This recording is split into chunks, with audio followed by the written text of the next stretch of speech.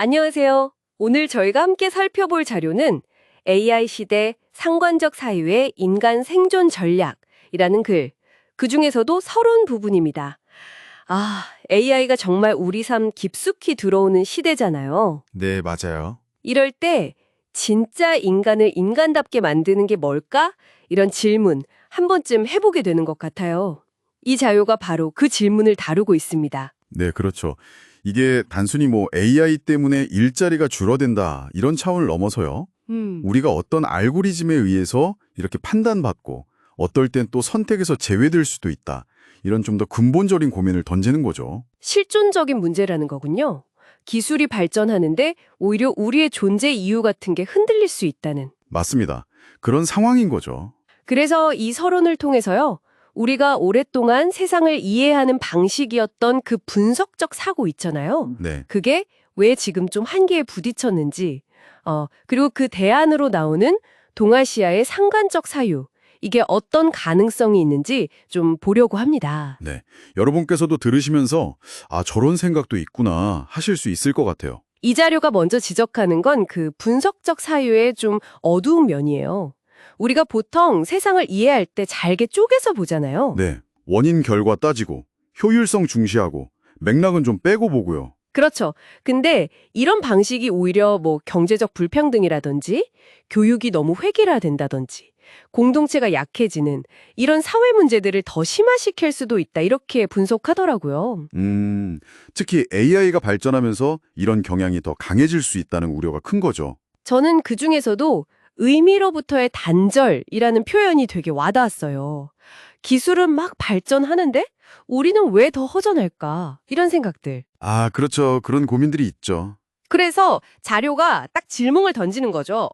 아니, 분석적 사고 때문에 생긴 문제를 똑같이 분석적으로만 풀 수 있겠냐고요. 바로 그 지점에서 대안으로 제시되는 게 오늘 이야기의 핵심인 상관적 사유입니다. 상관적 사유요. 좀 더 설명해 주시죠. 네, 이건 세상을 이렇게 조각내서 보는 게 아니고요. 그보다는 연결, 관계, 또 맥락 속에서 전체를 파악하려는 약간 동아시아적인 접근법이라고 할 수 있어요. 예를 들면요.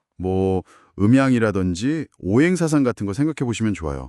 개별 요소 하나하나보다는 그것들이 어떻게 서로 관계 맺고 전체적으로 조화를 이루는지 이런 걸 중요하게 보잖아요. 네네. 이해가 되네요.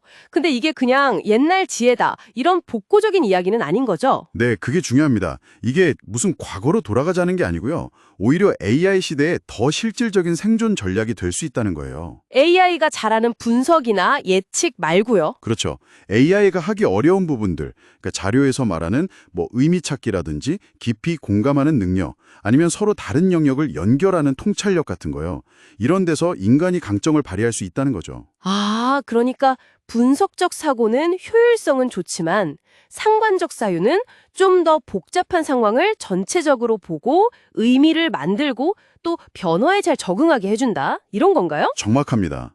AI가 다루기 힘든 그런 모호함 속에서 인간 고유의 판단력이나 창의성, 또 윤리적인 감각 같은 걸 발휘할 기반이 될 수 있다는 거죠. 그럼 이 두 가지, 분석적인 거랑 상관적인 거, 이걸 어떻게 같이 써야 할까요? 하나만으로는 좀 부족할 것 같군요. 네.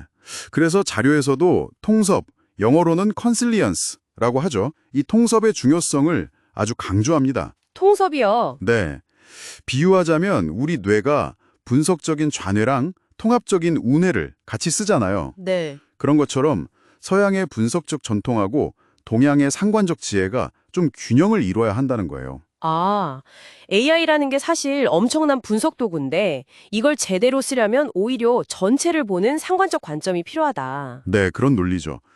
뭐랄까, 숲이랑 나무를 같이 보는 지혜랄까요?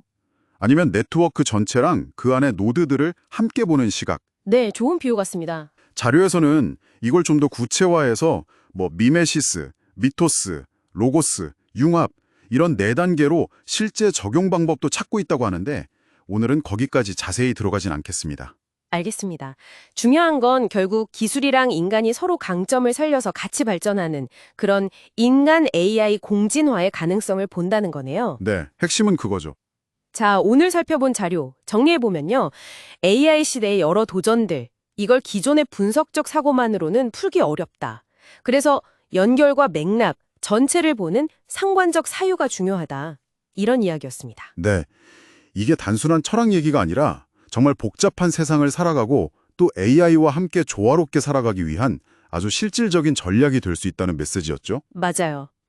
AI가 점점 더 많은 분석적인 일들을 대신 해줄 텐데 그럴수록 여러분의 일이나 삶에서 이 상관적 사유 능력, 그러니까 연결하고 의미를 찾고 전체를 보는 능력이 어쩌면 새로운 기회가 될 수도 있겠다. 이런 생각도 듭니다. 네, 충분히 그럴 수 있죠.